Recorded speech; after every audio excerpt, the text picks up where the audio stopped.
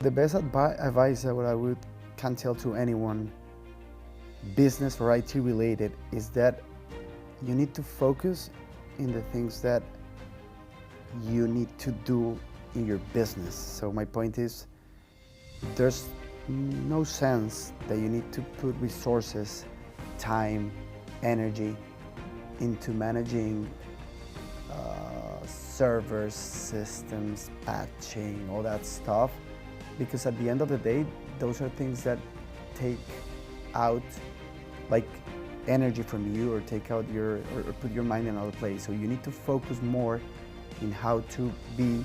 like an ally to the business, and how to be able to enable the business and make the business grow. So in like long story short, what I would say is just let the experts do that, right? So if you just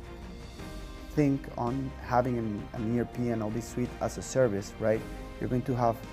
more time to just think how to use all the things that you or any other provider can give us, just to leverage the business and to do more with less, other than be taking care of those other things that are repetitive and that are time consuming and are not our business core.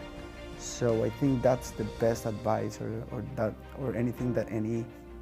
IT manager needs to think of today.